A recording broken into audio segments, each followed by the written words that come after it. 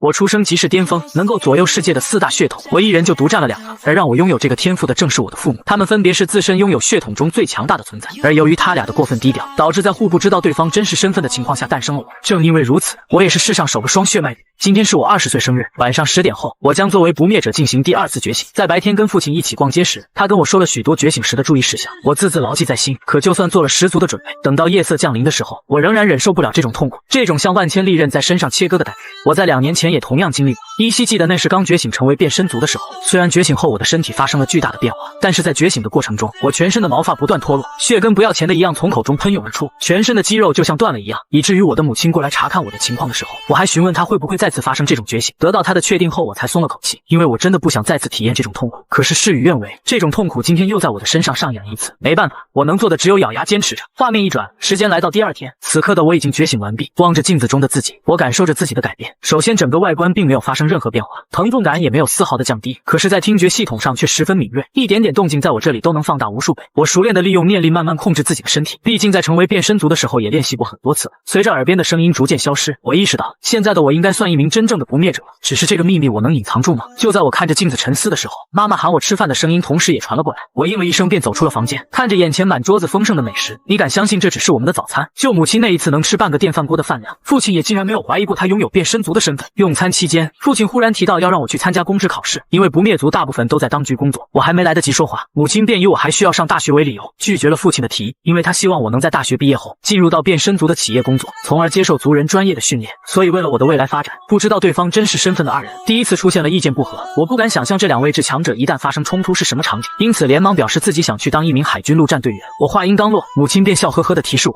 这不是经过深思熟虑的话吗？感受着他对我有意无意释放的杀气，我吓得有些语无伦次。好在此刻父亲帮我解了围，他说当军人也挺好的呀，还建议我在参军之前先去上军校，这样一来也就满足了妈妈让我上学校的想法，而且上军校对以后参军也有帮助。最后他还让我在上军校之前先参加公职人员考试，在考试合格后他帮我推迟任职后就可以去读军校，而且提前通过公职人员考试还对考军校有加分政策。听到父亲这么安排，我不得不对他写个大大的福字，这一举3得的方法也一下让妈妈无话可说。不过父亲说公职考试也不是那么容易的，他有个朋友在华城那边有个补习班，叫我周末就去那边学习。我欣然地接受了父亲的安排。就在我坐了6个小时公交后，终于来到了父亲说的补习地点，也见到了负责帮我补习的老师。这个老师看见我时就满脸疑惑地询问，为什么我一个不灭者长得全身肌肉疙瘩？我告诉他自己是混血的原因导致的，他一脸严肃地告诉我不可能，不灭者的血统可是很纯正的，更何况你父亲又不是一般人，人类的血怎么能和不灭之血掺杂？我当然不能告诉他我妈妈的血液很纯正。随后这个老师便带我上了山，在来到训练场地后，我忽然感觉这怎么也不像个补习班了。这时老师问我试过自己不灭者的能力吗？我告诉他自己用刀划过胳膊，但很快伤口就愈合了。他拿着一个小棍在地上一通瞎划，然后又询问我伤口愈合的原理是什么。我说自己不知道，他告诉我他也不知道，但他让我牢记不灭者锻炼体力和感知力就能提高治愈能力。随后便让我开始训练，我向他表示这些我都能理解，但我纳闷的是这些不灭者的知识和在满地倒插的匕首上跑和我有什么关系吗？我不是为了考公职人员才来强化补习的吗？你为什么不教我考试的内容呢？听完我的话，这老师也懵了，他说你不是要报名参加不灭特种兵考试吗？这就是考试的内容，你要学就学，不学可以立马走。我瞬间意识到自己估计被亲爹坑了，不过只有通过这个考试才能做我想做的事情，我只能硬着头皮继续学习。为了不让我弄坏衣服，老师特意给我带来了一条花裤衩。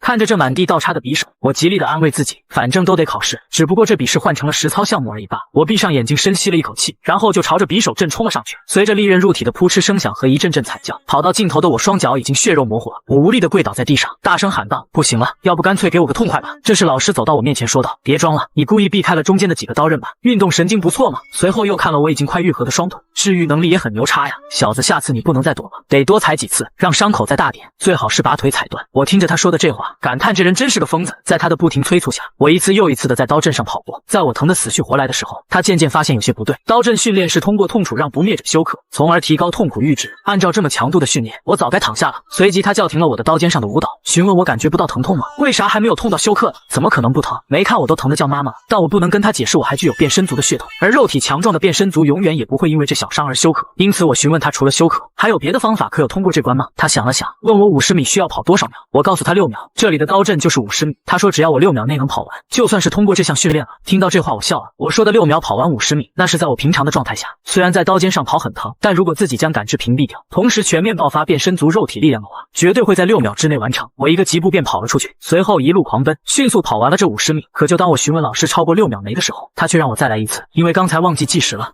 我忍不住来了一声国骂。转眼就到了下午，此时这个老师又让我开展第二个训练，憋气练习。他让我将一个金属的链条挂在脖子上，然后按下按钮后，铁链就会勒住脖子。我表示想练闭气可以潜水，可他告诉我那个根本起不到训练的作用。这个链条可以训练我抵抗压迫的能力，避免在战斗中晕倒。有了上午的经验，我询问他训练通过的条件是什么，他说至少坚持5分钟就好了。有了确切的目标，我心里也有了底气。随后他按下了开关，惨无人道的闭气练习正式开始。时间1分1秒的过去，肺里缺乏氧气的焦灼感让我五指深深的扣入地面，铁链不断收紧的压力让我脖子难受至极。我忍不住想用手将它掀开，此时那老师一棍子抽在了我手上，大声说道：“小子，你还能坚持的，别装怂。如果实在忍不住，那就干脆晕倒算了。”可恶，这不是典型的用言语刺激我吗？不是说只有5分钟吗？他还没叫停，难道时间还未到？我可不能让他看扁了，好歹自己也有这双血统。不知道又过了多久，我感觉自己已经到了极限，随即便一头往地上栽去。可就在此时，一股莫名的力量从我身体里传来，一下冲击在脖子上的铁链上。随后老师手里拿着道遥控器传来一阵电流声，紧接着就灭掉了。而就在此时，我的双眼却散发着幽幽的蓝光，这是怎么一回事呢？随后老师手里的遥控器传来一阵电流声，紧接着就灭掉了。断掉的铁链啪嗒一下掉在地上，我大口的喘着粗气，感叹差点就没命了。我这又没晕倒，老师不会让我再来一次吧？可这明明都超过5分钟规定时间了呀！别担心，这次我没忘记计时，你小子居然闭气了12分47秒，轻松破了前辈们8分钟的记录，有意思。他看着我，意味深长的笑了笑，随后就宣布今天的训练结束，接下来准备吃饭。当一锅5颜6色的粘稠混合物端上饭桌时，我顿时呆住了，忍不住询问这到底是什么东西做的？你确定想知道吗？他用异样的声音向我说道。那还是不说了吧。吃完饭后，我在小溪边进行洗漱，刚吐了18遍的我恨不得把自己搓上18遍，看来还得自己做饭了。到了晚上睡觉的时候，我看着满屋的蚊子，询问老师为什么不点个蚊香。老师告诉我这叫屏蔽触觉训练，因为不灭者拥有敏锐的触觉，感受到的不适感是常人的几倍，因此需要身体在这种条件下迅速适应。就当我想询问是否有相应技巧的时候，耳边传来了他如雷般的呼噜声，我不得不佩服老师果然是高手。第二天早上，我刚醒来，老师就端上了热腾腾的早餐。我看着盘中焦黑的块状物，不知如何下手。老师也非常的体贴我，告诉我刚觉醒的不灭者体能消耗大，让我多吃点。在吃饭过程中，我询问老师，不灭者在战斗中的关键点应该就是不能因强烈冲击和压迫而休克或晕厥吧？老师直夸我大聪明，然后告诉我还有一点，就是一定要保护好自己的腿，而胳膊就是自己的盾牌。当对手要攻击自己头或腿的时候，伸出胳膊让他剁就行了。吃完早饭后，我又开始了惨无人道的高空坠落训练。当我被连续踹下悬崖99次时，恐怖的周末补习终于结束了。我也坐上了回家的公交车，在车上我给父亲打了个电话，询问他我是否来错地方了，因为老师让我从山上往下跳了99次。父亲告诉我不灭者受点伤没关系，只有那样才能知道自己身体的极限。此刻我真的怀疑自己是否是他亲生的。回到家的我吃着美味的食物，住着没有蚊子的房间，打着好玩的电动。就当我感叹人生美好的时候，母亲却告诉我说她也给我安排了补习班，让我每次在那里吃住2天就可以。我顿时升起了不好的预感。就在2天前，我被老爸忽悠去参加公职考试补习班，结果老师没有教我实证与论述等书本知识，而是让我玩起了极限运动，光脚跑道阵、铁链勒脖梗、悬崖自由落体，经历了2天地狱般的生活，让我感叹成为一个不灭者也是很不容易。回家后的我正盘算着如何放松，老妈却忽然告诉我，为了应对大学入学考试，要给我找个私人老师进行强化提升。在把我送到补习地点后，母亲连老师面都没见便直接离去。临走时她告诉我，人光聪明没啥用，身体结实才是最重要的。这一刻我肯定，马上来临的绝对不是什么正经考前复习。果不其然，当我坐电梯来到地下18层时，映入眼帘的是一个巨大的健身房。此时一个壮硕的美女询问我是否就是社会的儿子，我向她点了点头，同时告诉她不知道老妈为什么要让自己来这里。她说我妈觉得我2天的学习太放松了，这样强壮的身体如果就只动脑，那就太可惜了。这2天是放松吗？我回忆起自己的经历，忍不住打了个寒战。美女老师扔给了我一个金属环，告诉我戴着手腕和脚腕上，它能时刻监测我的体能。我询问她自己是否需要接受训练，她告诉我还不够资格，现在先进行测试。随后便指了指跑步机，让我先跑一会儿。就这样，她一边监测着我的身体状态，一边吐槽着我输出功率实在是太低了，白瞎了这副健硕的皮囊。我询问她到底需要跑多久，她告诉了我3个字：一直跑。就这样，我从日落跑到了日出，连续跑了14个小时，不仅滴水未进，其中还得不断向她汇报奔跑累计时间。此时她拿了一个遥控器向我走来，告诉我战斗不能光靠天生的身体素质，还得要专业的训练。就当我以为要停下来做别的练习时，她却打开了跑步机前的播放器，要求我边跑边将视频中播放的动作背下来。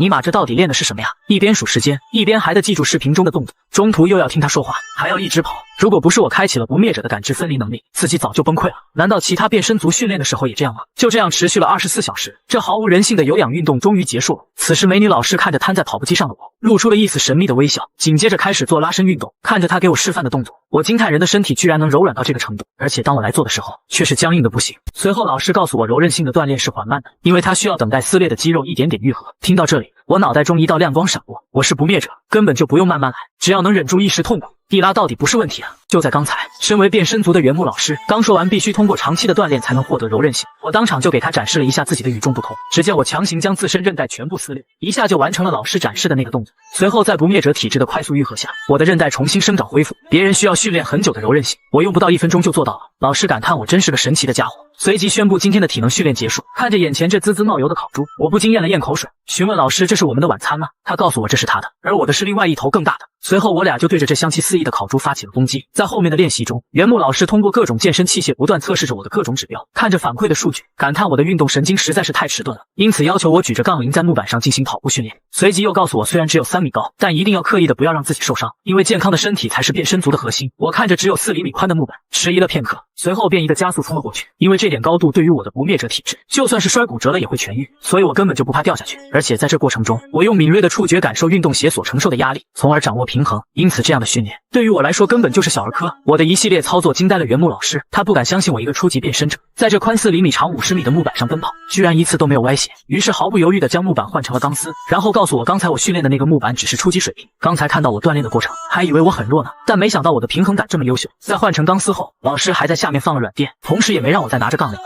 我一看这样还不轻松，直接卯足劲一口气冲了上去，然后刚跑2步就差点掉了下来。看来这变身族正规的训练项目还是偷懒不得。在后面的时间中，原木老师一直微笑地盯着我看，然后让我拿着80斤的杠铃在钢丝上走了一整天。在回家的时候，母亲告诉我让我做这些训练的原因是因为我太柔弱了，她不想我以后挨欺负。我告诉她我可是学校的一拳超人，这话要被同学听到可都会吓一跳的。母亲没有再说什么，可脸上还有满脸担忧。这种情况我也没敢多问，只是也在思索着自己到底会被谁欺负呢。回到家后，我央求母亲教我做饭，她欣然同意了。我当即幻想着自己要是能学会做好吃的，在棍子老师那训练时就不会这么痛苦了。而且现在还有些期待，下周的训练项目是什么呢？此刻的我并没注意到母亲也在注视着我，她嘴里微微的说着，也许会做一手好饭，被欺负的应该会轻一点吧。我的老师竟然在背后向我开枪，不知道是他的枪法太残，还是我躲得够快。在3000发子弹打完后，我竟然毫发无伤。此时原木老师拿着特制的训练手枪向我走了过来，告诉我今天的反应力训练结束，现在继续进行钢丝跑步练习。就当我举着120斤重的杠铃在钢丝上秀操作时，身后一股猛烈的杀意传来，我顿时一阵慌乱，直接从空中跌落下来。我赶紧起身查看，可眼前一切正常。原木老师正专心地看着手中的平板电脑，感觉到我的注视，他猛然抬头询问我感觉了什么。我告诉他刚才觉察到有浓烈的杀意在周围弥漫，心脏被刺激得快要炸开了。原木老师告诉我这是变身族强者的一种野性杀气，但好奇的是我一个初级变身者竟然能感受到。不过既然现在感受到了，那就在这种杀气的笼罩下继续训练。随后我迎来了变身者训练的地狱阶段，在杀气的影响下，我完全控制不住自身的身体，随着一次次的摔倒，我逐渐学会了利用不灭者的感知，有效地判断出了杀气侵入身体的位置，从而调整自己的发力点。我火箭般的进步速度让观察我的原木老师忍不住大喊天才。在变身族的能力不断增强时，我的不灭者体质也丝毫未落下。此时的我刚从高空坠下，完成了最后一项训练。站在山顶的棍子老师让我跳完了就赶紧上来，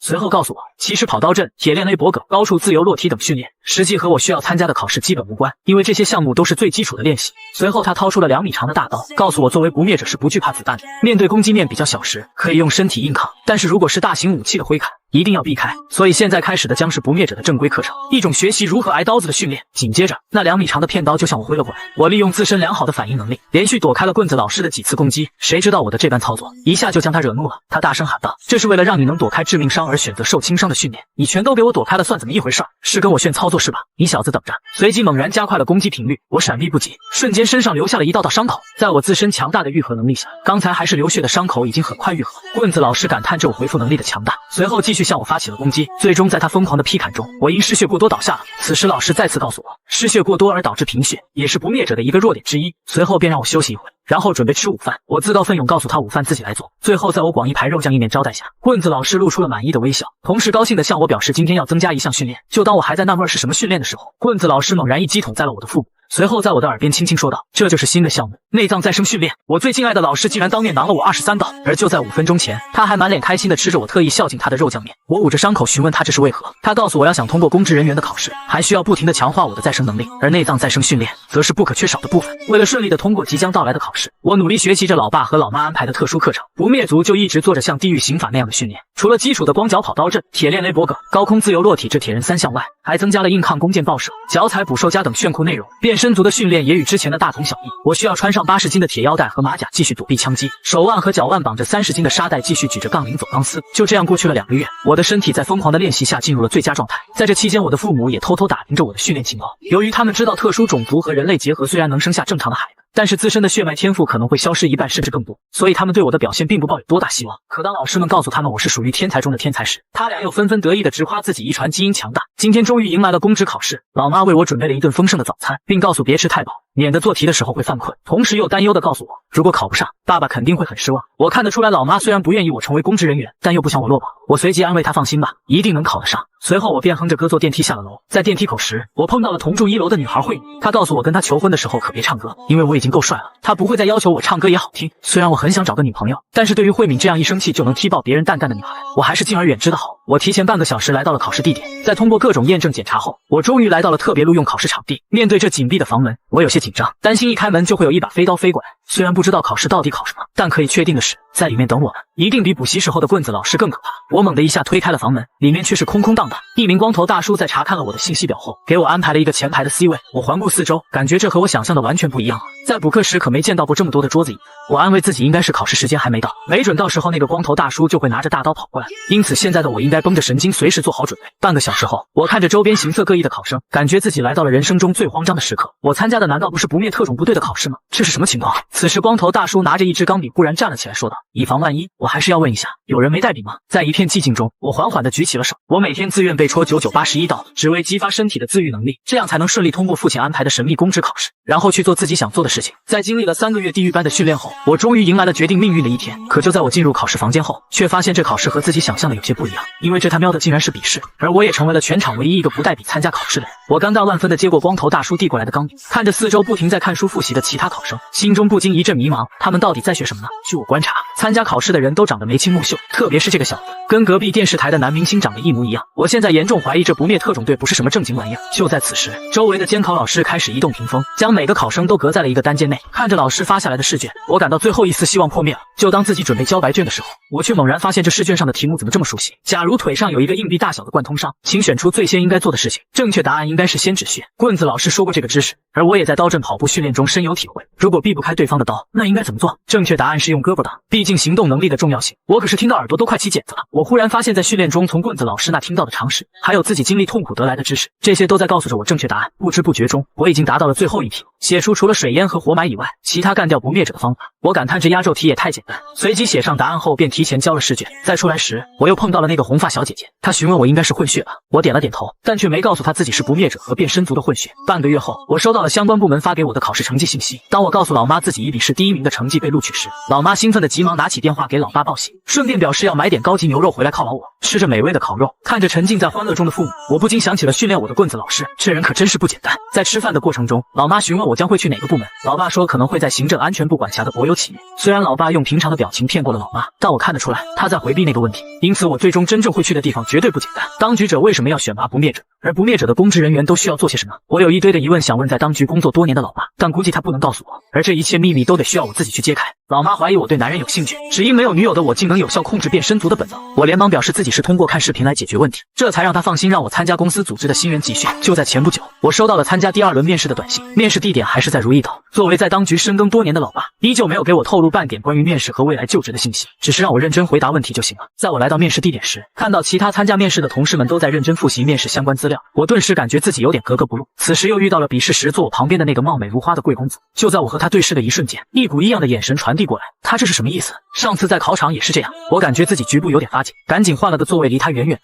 在面试的时候，我发现其中一位面试官竟然是上次考完遇见的红发小姐姐。还没等我跟她套套近乎，另一位长得像蜡烛一样的面试官就直接开始询问，你先说下投简历的原因吧。如果我说是我老爸让我来的，估计马上就会让我回去等通知。因此我告诉他们想通过这个困难的考试来挑战自己的极限，同时也愿意为守护这片土地和人们而战斗。红发小姐姐随即又问我女朋友和老妈掉进水里，我先救谁？这问题有点意思。我回想起那天小姐姐看我的表情，难道她对我有想法？我告诉她我游泳很厉害的，可以一起救上来。紧接着蜡烛考官又问我，如果只有1颗子弹，但是却有2个目标，该怎么办？我想都没想就说道，一个用枪打，另一个直接用枪砸晕就可以了。我的回答直接让小姐姐破防，扑哧一下笑出了声。原本让我担心万分的面试竟然就这样轻松的通过。红发小姐姐随后也递给我就业合同让我签字。当我看到合同上的待遇时，我立马觉得自己会辜负老妈的期待了。这一年6500万的年薪，再加上各种眼花缭乱的福利待遇，完全动摇了我一个20岁男人的坚定决心。我此刻很想严肃地告诉他，我想当行政安全部所属国有企业的领导。回到家后，我告诉母亲已经通过面试，随后便要去参加公司开展的5周封闭式新人训练。母亲再三叮嘱我到了那里一定要小心，因为作为变身族的我拥有野兽的本能，而如果被本能支配，就可能会产生暴力事件或者侵犯异性。月夜狼嚎的故事就是因为一个变身族未控制住本能导致的，而克制本能的方法有2个，一个是克己，所以从觉醒后就经常带我去爬山锻炼自身；另外一种就是释放，这也是老妈不断催我找女朋友的原因。看着我这颓废的样子，老妈大声问我难道对男人有兴趣？我连忙打断老妈的唠叨，表示自己很正常。虽然近年特殊种族犯罪激增，但自己却是一个很成功的混血，让她一定要对自己的儿子放心。其实我很想告诉她，作为不灭族和变身族的双天赋拥有者，我的本能完全可以通过看视频来抑制，而不灭族的敏锐感，我在棍子老师那练习时就适应，在哪儿都能吃好睡好。所以这5个星期的封闭训练，我也是十分期待啊。全车36人，35人差点中毒身亡，仅我1人幸免。而这场事故的原因，仅仅是因为某人在封闭的空调大巴内放了一个屁。就在今天早上，我乘坐公司安排的大巴车去参加岗前集训，一上车我就看见了那位美得像花一样的贵公主，这次居然还是坐在我的旁边。难道真的是上天注定要发生些什么吗？我想起临行前老爸嘱咐，作为特殊种族，多交朋友是好事。于是我主动向这贵公子打了声招呼，她一脸茫然地瞅了我一眼，我急忙大声告诉她，我们都对视2次了，你还咂嘴了2次，这是我们第3次见面。她淡然地告诉我这是第1次见我，然后直接扭头将我无视，气得我双手发抖。这尼玛也太侮辱人了吧！我的愤怒表情都落在了后座的小姐姐眼中。她询问我是不是混血不灭者，我转头回答她是的。随即她便嘲笑我是一点观察力都没有。不灭者觉醒后都十分敏感，而纯血的不灭者更是常人的10倍，所以大家都不坐窗边，只因透过窗帘的阳光太刺眼。而且人员这么密集的大巴，你居然还大声跟别人搭话，难道你不知道自己的大嗓门会让别人万分痛苦吗？赶紧闭嘴吧，你个蠢货！忽然被一个女生当众这么训斥，气得我真想给她来一电炮。等我冷静下来时，觉得她其实也没说错。记得爸爸告诉我，他刚觉醒时都睡不好觉，因为纯血的他五感实在是太灵敏，总能听到隔壁邻居传来奇妙的声音，以至于他睡觉都必须得戴耳塞和眼罩。后来实在是忍受不了，他就买了个4层小楼，在最中间布置了一个装满隔音墙的房间。最后在经历了好几年的痛苦折磨，才领悟了调节感知的方法，开始逐渐适应这个社会。从刚才小姐姐的反应来看，自由调节感知对于他们来说估计非常难以掌握，但对拥有变身族血统的我来说却十分简单，因为我可以对肌肉的细微控制而降低自身敏感性。忽然我感觉自己肚子传来了一阵异样，一股自然之气逐渐在职场内汇聚成团，我感觉一个黄色的小精灵在呼喊我，弘毅弘毅，我能去外面的世界看看吗？善良的我怎么能拒绝如此真诚的请求？于是我彻底放松了身体，随后一股微黄的气体便悄然而出，紧接着在不灭者们数倍嗅觉的加成下，一场中毒事件便发生了。在大巴车到了目的地后，2个同事互相搀扶着给我打招呼，这位强壮的兄弟，你这毒气弹也太猛烈了，要不是我俩都是混血，估计现在也要去急救了。我告诉他们这就是普通生理现象嘛，他俩知道我是混血后也表示想交个朋友。随后我们3人便结伴往训练基地走去。此时褐色头发的小芳告诉我，这地方可是……话还没说完，只听前面传来一声巨喝，操场主席台集合，1分钟之内未达到者，现在可以回家了。只见所有人都疯狂加速往前跑去，小姐姐竟然主动让我助她入睡，善良的我当然不能拒绝，随后便一记手刀将她斩晕。看着陷入昏睡中的小姐姐，我告诉她这肯定不是暴力，而是纯正的物理摇篮曲。至于我为什么要这么做，这一切还得从早上的集训说起。就在所有人按照指令到达集合点后，眼前出现的是3个熟人，光头大叔、蜡烛面试官和红发小姐姐。此时大叔看着气喘吁吁的众人，表示对我们这柔弱的身躯太失望了，因此要求再次来个加速跑，对最先跑到对面3棵树的15人，他会给予奖励。由于在家时老妈就再三叮嘱我不要暴露变身族的身份，因为在常人眼里的变身族可是超级危险的人物，所以在我的有意控制和完美演技下，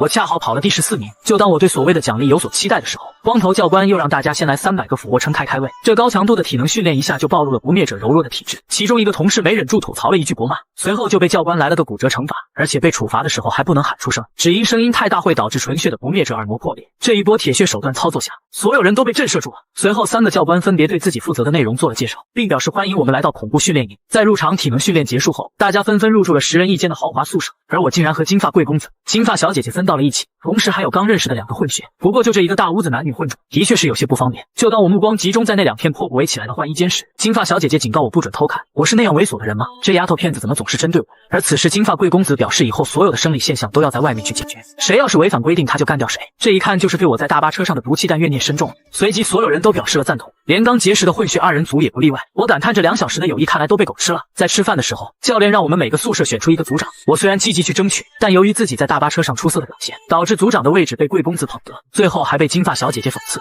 混血怎么能和纯血相提并论，气得我真的很想让他尝尝自己双血统的厉害。随后教练们组织大家开了一个视频会议，在会上蜡烛教练告诉大家，这个集训是为了优选出华灵的正式员工，如果入职之后不想丧命，那么就要在这好好学习。从他的话来判断，入职后的工作肯定不是简单的朝九晚五，而且这个华灵公司是接受当局直接赞助和管理，因此很有可能是协助当局处理一些恶性事件。此时红发小姐姐又在视频中说道，华灵的目的很明确，就是希望大家能正确使用不灭者的力量。使用不灭者的力量吗？看来我的猜测方向没有问题。夜晚很快就到来了，正当我洗完澡想美美的睡一觉的时候，宿舍中传来阵阵低语声，你动手指头了吧？呼吸声能小点吗？你的头发能别动吗？我感叹这群该死的敏感鬼，这样的集体生活估计是要着罪了。毕竟按照老爸的意思来看，不灭者要战胜无法入睡，至少需要3年时间，而这里年龄最大的小芳也就刚23岁，看来大部分人都属于强烈敏感时期。此时我身旁的小金问我，兄弟你能不呼吸吗？我睡不着。此刻我才真正体会到什么叫连呼吸都是错的。我询问他平时睡不着都有什么办法处理，他告诉我有效的绝招就是把自己敲晕，因为不灭者的体质也不会留下后遗症，但是晕倒睡眠不是谁都能做到的，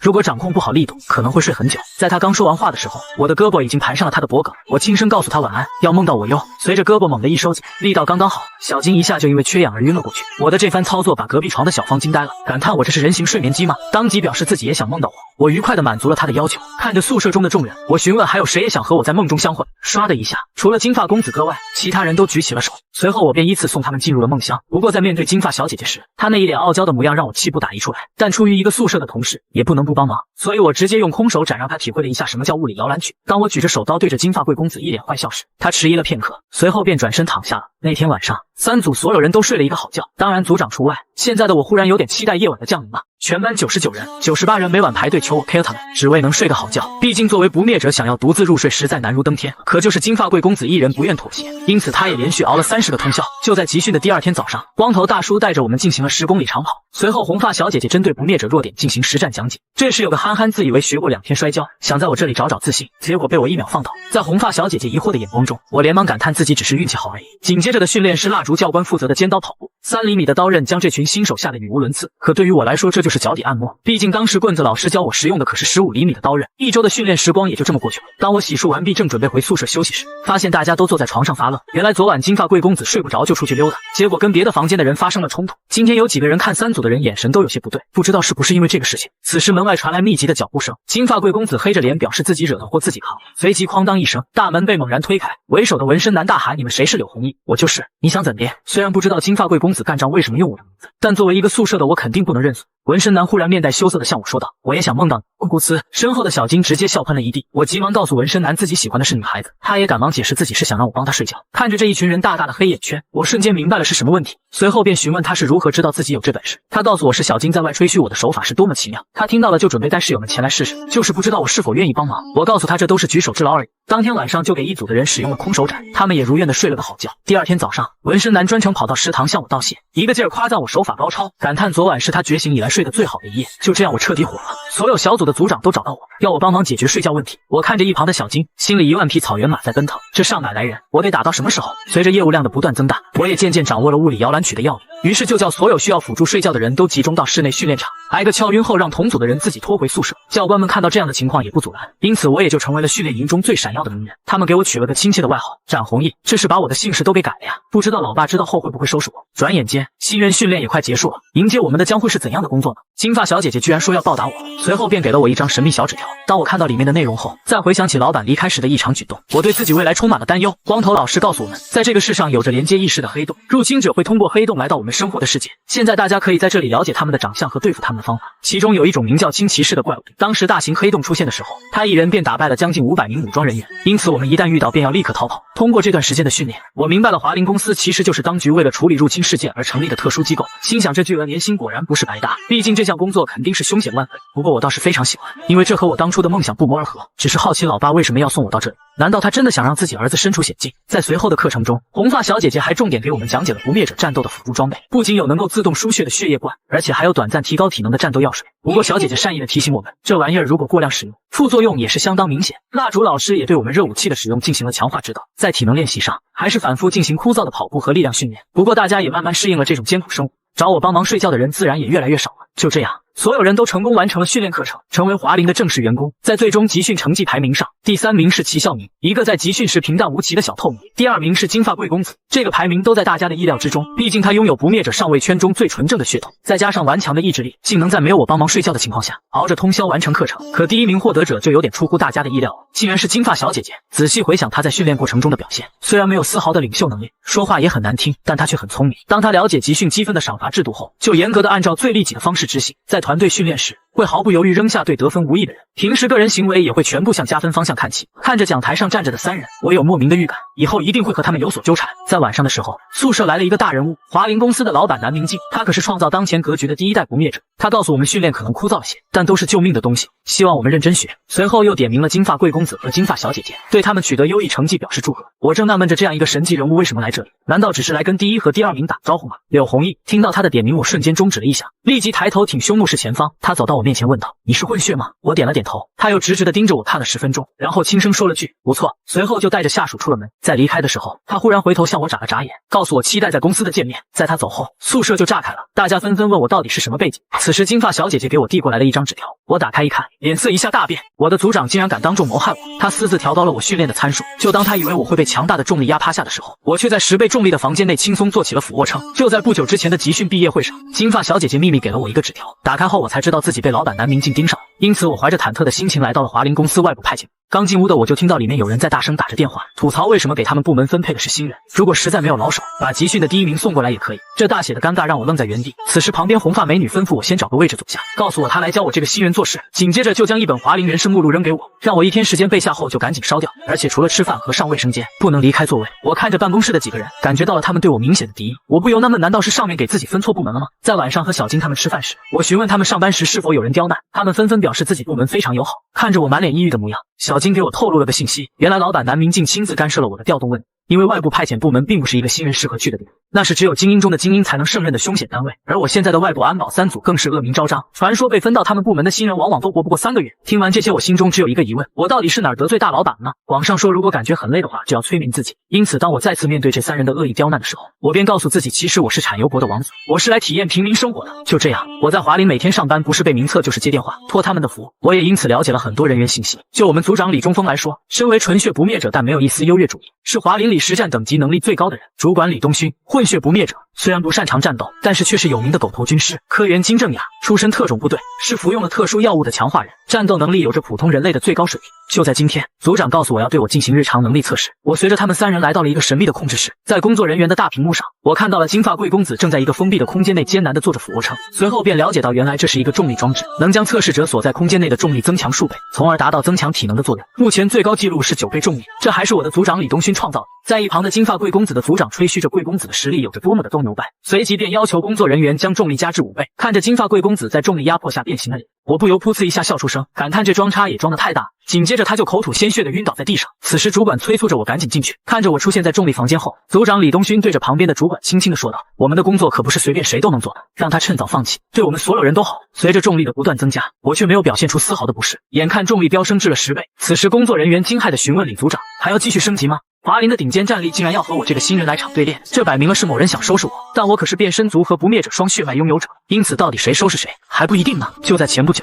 我被组长安排进入重力室进行测试，想起组长他们对我的轻视和嘲讽，看来必须得拿出一些实力，才能让别人正眼相看。随着重力室4周传来的机械声，我知道重力又增加了，虽然不知道现在是几倍，但强度也只能和变身族训练最后一个环节差不多。原本打算超过金发贵公子就结束，但既然选择了要让他们震撼，那就爆发我的全部实力吧。此时外面的工作人员询问我28乘以35是多少，我瞬间给出了答案，随后又出了一个3位数的乘法，我也是瞬间作答。组长他们3人呆呆地看着重力室的我，心想这还是人吗？被重力压迫下竟然还能保持头脑如此清醒，这是他们就职以来从来没见过的事。此时李组长提议在测试结束后带我去做个检查，看看我是否吃了什么提高力量和精神的药剂，如果什么都未查出来，那就只能证明外遣部这次捡到宝了。在训练结束后，我觉得自己力量和体力又增强了几分，如果能长期来练习，那倒是一个增强实力的捷径。当我走出重力室时，我忽然感觉同事对我的态度瞬间变了样。红发美女不仅亲自给我开门，而且还热心的递上了毛巾。熊猫主管也微笑着和我打着招呼，就连组长随时挂在嘴边的吻也没有了，一个劲儿的催促着工作人员要求看纪律。再回到办公室的时候，红发美女忽然转头告诉我要加油干，看来这是正式认可我这个组员了。那么下一步就要交给我正式任务了吗？就当我期待着刺激的作战任务时，熊猫主管却将3本异常厚实的书扔到我面前，分别是入侵者编号、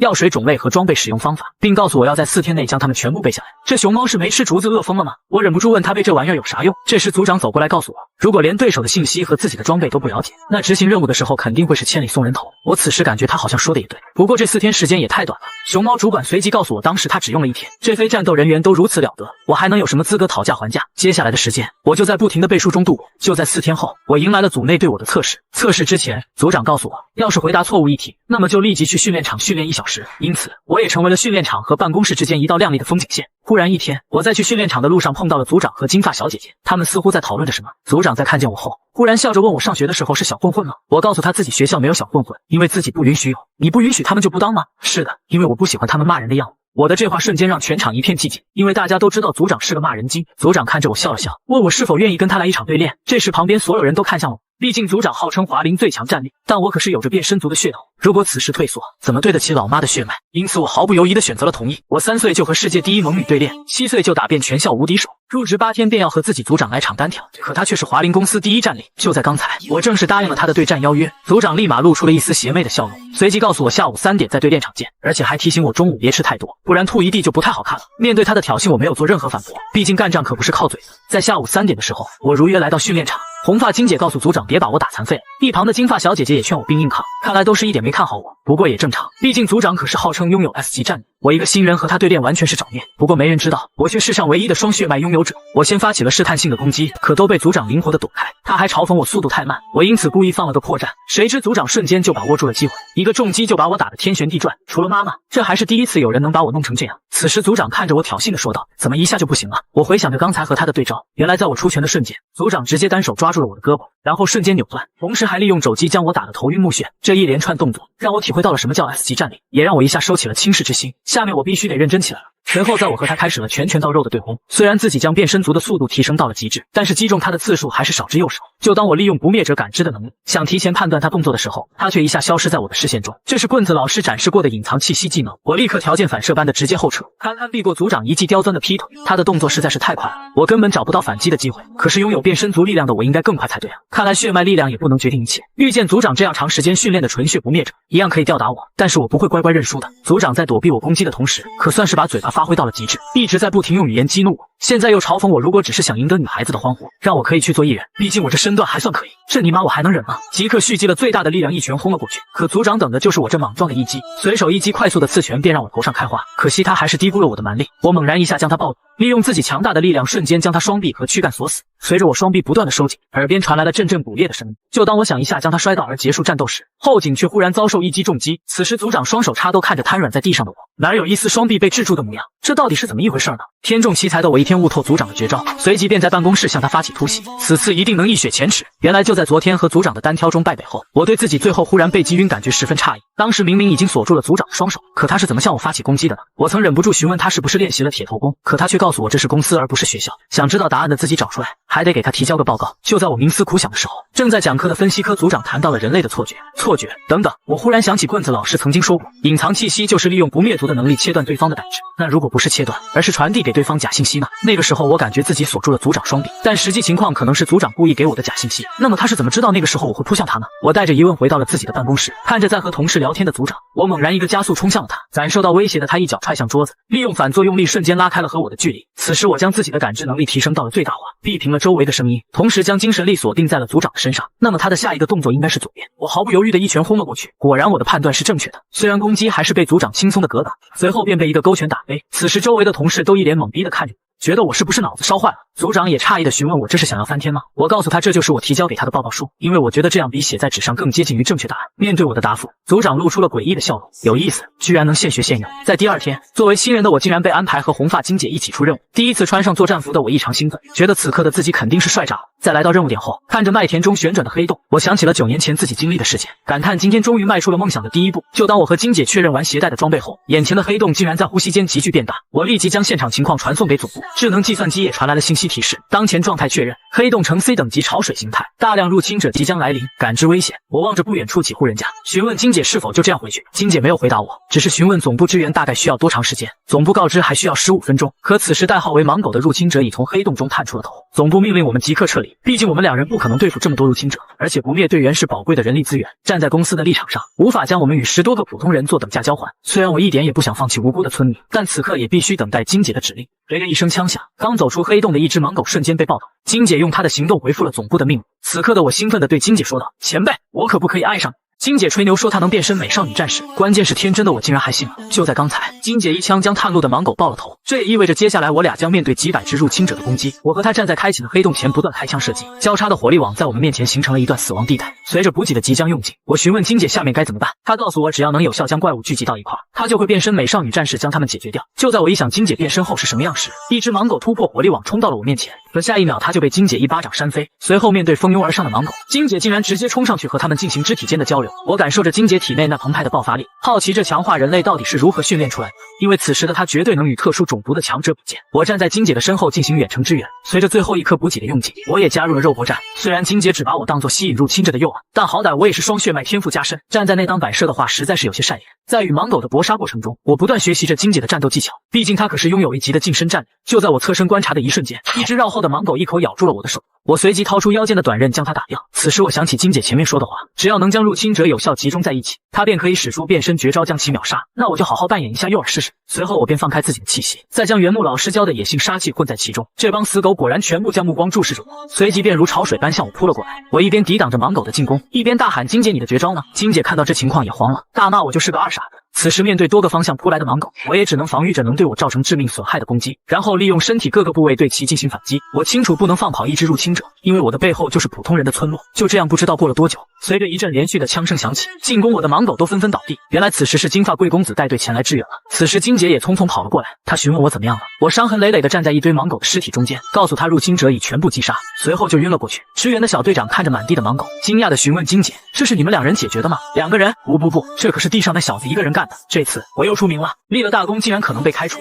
骂人金组长凭实力替我们开脱。我和金姐为了避免入侵者袭击无辜平民，选择了硬刚潮水形态的黑洞，在仅有2把短枪和少量补给的情况下，靠着肉搏斩杀了近300头芒狗。在回到总部后，暴怒的李组长询问我俩为啥不遵从撤退的命令，我告诉他是因为通讯设备坏了的原因导致。组长表示我在侮辱他的智商。此时金姐告诉组长一切责任由他承担，组长怒极反笑，告诉金姐你一个1级员工能承担什么？是要离职吗？金姐顿时哑口无言。组长告诉我们这次不是写个报告就能完事的，需要召开专门的惩戒会议，让我们等着处理通知吧。随后又询问我这次是不是觉得自己做得很好，我心想你要这么问我，那我还能夸自己很牛叉吗？当即大声说自己做得很差。组长意味深长地看了我一眼，然后让我每天写一篇检讨书给他。我和金姐的战绩很快就在全公司传开。此时我也清楚了一件事情，我作为实习员工是没有降薪或者扣分的，因此这次事件将由金姐承担所有责任。按道理说，作为公司员工违规了被处罚是合理的，不过当时那个情况可是为了救人啊。此时的我有些迷茫了，忽然一只温暖的手轻轻地按在了我的肩膀上，是金姐。她拍了拍我，告诉我昨天的战斗表现得很不错。看着金姐温柔的眼神，我感觉一股阳光瞬间冲散了心中的阴霾。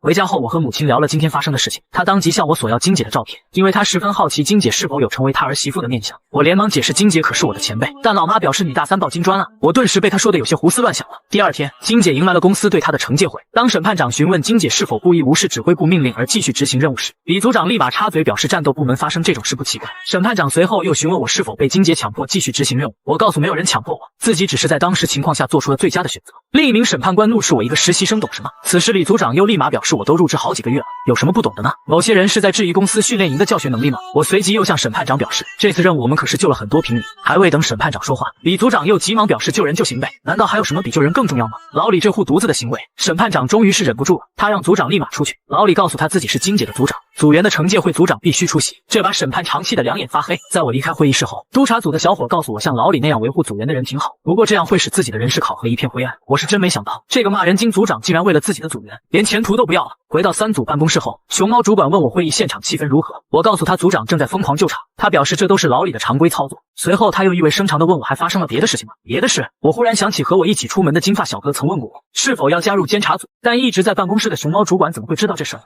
组长每天都要揍我18遍，揍完还要我写新的体会，仅因为昨天的体会少于800字，这狠人又在办公室捶了我一顿。隔壁组的同事实在看不下去，主动帮忙要替我换组，可我竟然拒绝了。就在刚才，组长带着金姐回到了办公室，在我们的极力争取下，金姐仅受到了30日无法参与战斗的处罚。可组长好像并不满意，这货拿着我写的心得体会一阵端详，紧接着便把我叫到办公室，问我为啥把他名字写错了，这尼玛明显就要是在我身上撒气啊！心疼我的金姐赶忙以指导工作为由将我带走，随后又传授了我应对组长攻击的秘诀。得到秘诀的我迫不及待主动找组长单练，我在攻击的同时全开不灭者的感知，努力让自己感觉去判断组长的进攻路线，而不是用肉眼去直接查看。虽然成功躲过了几次攻击，但好景不长，骂人精组长抓住我一个失误，直接一个鞭腿将我放倒。此时一旁看热闹的熊猫主管惊讶地说道：“6分1秒，不错呀，这次竟然破纪录了。”我趴在地上捂着肿胀的后背，心里大骂这两人真尼玛铁石心肠。第二天，组长黑着脸问我是否接到了跳槽邀请，我告诉他监察组的宋武勇曾对我说过这事，不过我并没有在意。就在此时，宋武勇竟然鬼使神差地出现在3组办公室，他刚给我打完个招呼，随后就被暴怒的组长一脚踹飞。就当组长还要上前补刀时，监察组组长普毕禄及时出现制止，他告诉组长是自己安排宋武勇来问我，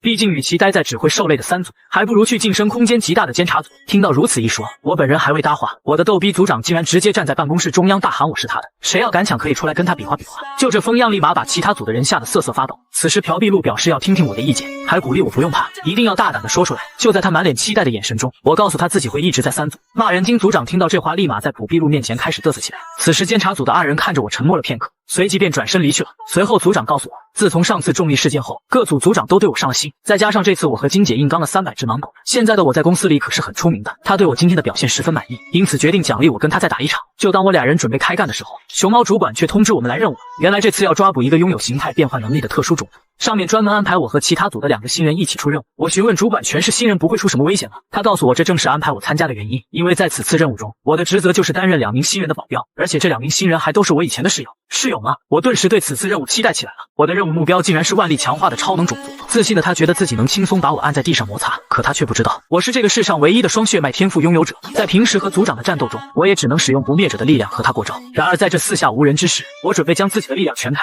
这战力将会达到何种境界呢？第二天，执行任务的4人小队一起齐聚会议室，此时我才知道队友竟是金发贵公子和金发小姐姐，而队长则是分析组的主管江西谋。在到达任务地点后，队长江西谋和特种事务组的负责人进行简单碰面，随即便开始分配任务。我和金发小姐姐负责关注5号门的情况，而金发贵公子自己一人则在旅行社展台搜索目标。我和金发小姐姐专注地盯着来往的人群，但根本没有发现奇怪的人。此时金发贵公子通过通许器告诉所有人，发现目标，请确认身着蓝色衬衫浅青色裤子的男子。可我根本看不出他说的目标和其他人有什么不同。金发小姐姐告诉我，这就是纯血不灭者的优势，他们更敏感，所以可以在一切事物上感受到差距。此时特种事务组也确定了目标，准备实施抓捕。此时我忽然感觉不对劲，目标真的是一个人吗？突然人群中跃出几人开始攻击持枪的特种事务组成员，顿时场面一阵混乱。我和金发小姐姐赶紧上前支援，一人见金发小姐姐一见女流还想从背后偷袭，却被她俯身一个扫堂腿放倒。此时我向指挥部汇报，袭击者全是赛克，现在已经被我的感知捕捉到5人，但都在4组逃窜。就当我不知道如何是好时，江组长却忽然安排我马上去追左侧大门的8号人物，而且还允许我进行不伤及人性命的战斗。原来就在小队执行任务之前，江组长就已查看了我的相关资料，十分清楚我有着强悍的近战能力。此时各处的战斗还激烈的进行着，金发贵公子已经挂彩，当局派出的保卫也多人中弹。为了保证金发小姐姐和金发贵公子的安全，江主管也投入了战斗。他悄无声息地出现在一名持枪暴徒身后，直接扭断了他的脖子，随后淡定地掏出一把枪，一枪击毙迎面而来的持刀赛克。原来他也是一名低调的强者。此时我已追踪目标到了地下停车场，寸头男忽然停住了脚步，转头询问我，你小子体力可真好啊，你是不灭者吗？我询问他，看我的脸难道猜不出来？他沉默片刻，告诉我凭长相是真没看出来。这话一下就把我的怒火引燃了，马上准备冲上去将他拿下。此时寸头男却告诉我，我一个人选择追他绝对是个失误，因为他可是万力强化的超能者，凭借他的力量轻松能将我的头捏爆。就在他不断的装13时，我却盘算着支援队伍过来的时间，当确定10分钟后他们才能到达后，我顿时一乐，这次总算可以实力全开打一把了。眼前这个大块头扬言要捏碎我的脑袋，可他根本不清楚自己的对手是怎样的存在。作为不灭者和变身族的混血，战力全开的我到底有多强？此时面对大块头迎面挥过来的一记重拳，我迅速利用不灭者的感知找准对方手腕的位置，然后直接爆发变身族的力量将其牢牢钳住。随着手上力道的不断增加，大块头的腕骨被我捏成了渣渣，我随手将他往后一推，紧接便一个冲刺向其接近。在俯身躲过他的临时反击后，我用一记升龙拳结束了战斗。此时我走到大块头扔下的黑色香包面前，低声说道：“听说形态变换者能变成自己见过的任意一件东西，但应该不能水火不侵吧？要不咱们试一试？”我拿着打火器缓缓地向他伸了过去。“帅哥，你很拧牛叉，我投降。”一个可爱的女声从背包上传来。“别急啊，我还有一件事挺好奇呢。”我继续将火机缓缓地靠了上去。“我可以和你做交易，不过你能不能把那玩意儿离我远点？”此时黑包发出的声音已经明显带着哭腔了。我收起火机，告诉他可以变为人形了，随后脱下了外套盖在了黑包上。5分钟后，将主管带着其他人赶到了地下停车场，看着地上的大块头和眼前的红发少女，他满脸疑惑。我告诉他，眼前的红发少女就是任务目标。此时金发贵公子拖着受伤的身体走了过来，对于自己在此次任务中的表现，他很是不满意。我随即在他耳边小声嘀咕，最终目标人物是本大爷抓到的。骄傲的他气得差点当场吐血。看着他那抓狂的模样，我心里一阵暗爽。谁叫他每次都利用自己纯血身份在我面前装13。此时特别事务组的组长告诉我，被我击倒的人可是3级通缉犯。刚才我和他的应该是进行了场血战吧？血战吗？可是我只是用了1拳而已。我单独搞定通缉犯的事儿又很快在公司传开了，老板南明竟还因此特地约见了我。在一顿夸奖后，还询问我有想要什么奖励。我狠狠地向他要了一笔奖金。当我把大笔现金上交给母亲时，财迷的他也开心地专门买了上等牛肉犒劳我。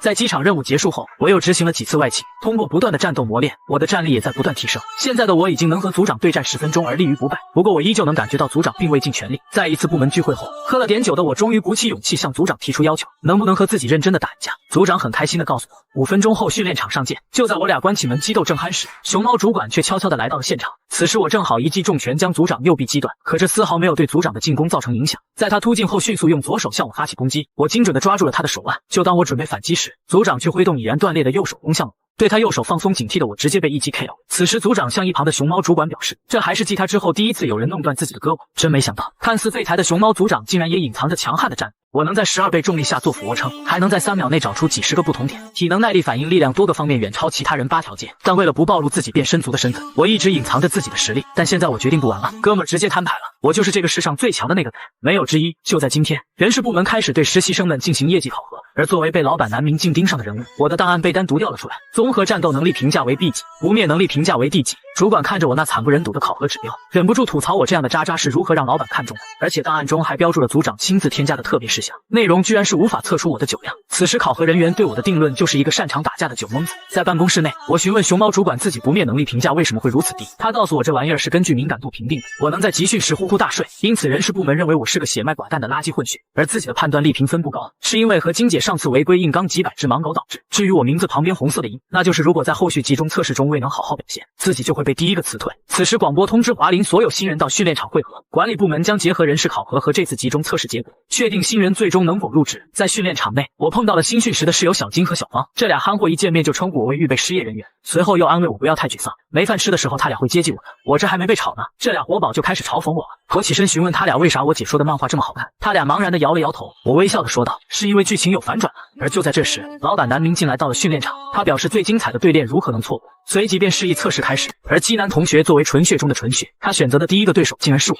可能是我在某些方面表现得太过优秀。在观察能力测试中，我仅用3.48秒找出所有不同点。在重力测试中，我以12倍重力的数据突破了公司纪录。在心肺耐力、力量及反射神经等方面，我远超了其他人8条街。作为一个纯血中的贵族，他不能容忍我一个混血如此耀眼。但他不知道，因为不想被人发现自己变身族的身份，所以我一直隐藏着实力。我简单以为只要自己认真出手，就能比任何一个不灭者都强，但这只是我的傲慢而已。在李组长那，我见识了不灭者真正的强者。以后我不会再隐藏了，我会对眼前所有事竭尽全力。所以对不起了，我的好室友。隐藏实力的我决定不装了，自己的真实战力在对练测试中全面爆发。结果就是所有新入职员工都被我揍了个遍。最终我以全胜战绩顺利通过测试，成为了华林正式的3级员工。就在我下班回家的途中，公司理事金东哲竟然主动表示可以捎我一段，于是我便坐上了他的奔驰大 G。在车上，金东哲告诉我他在推进一个项目，他希望我能加入。面对他的邀请，我没有直接答应，毕竟这个项目是什么内容我都不清楚。随后他还送我了一大块高级牛肉，他这番操作让单纯的我有些发毛。回家后，我和母亲吃着美味的烤肉，谈论着金东哲单独找我的意图。难道是发现了我变身族的身份吗？在随后的工作中，我发现自己所在的安保3组竟然没什么业务，组长一天除了开会就是找人砍大山。我询问金姐，这天天待着月奖还能兑现吗？金姐告诉我，没有业绩哪来奖金，因为华林的领导讨厌组长，因此不给3组正常派活。我此时忍不住来了句我滴滴，这尼玛合同承诺的年薪6500万不是骗人的吗？没有业绩小组还能维持多久？此时金姐告诉我不用着急，咱们的主管是能人，他能在中途插手别的组干的杂事，从而获取报酬。而且组长虽然一天瞎晃悠，但偶尔也会替咱们找来大活。此时3组的群里组长竟然说要聚餐，地点就在主管的家里。可当我和他们到达目的地后，却发现这竟然是一个地下会议室。原来当局在白洞里发现了一种名为储能石的新型材料，这是能在内部存在光环的宝贝，而4大特殊种族中的超能者能有效地将光环能量储存在其中，这有可能会开启能源发展的新时代。这种储能石暂时分为 D 到 A5个等级，一个 D 级的储能石就能将一架飞机从印川送到纽约，而且携带 A 等级的储能石的普通超能者竟然能和 S 级的变身族抗衡。此时熊猫主管表示，就是暂时最高等级是 A， 那么 S 级的储能肯定也已经被发现了吧？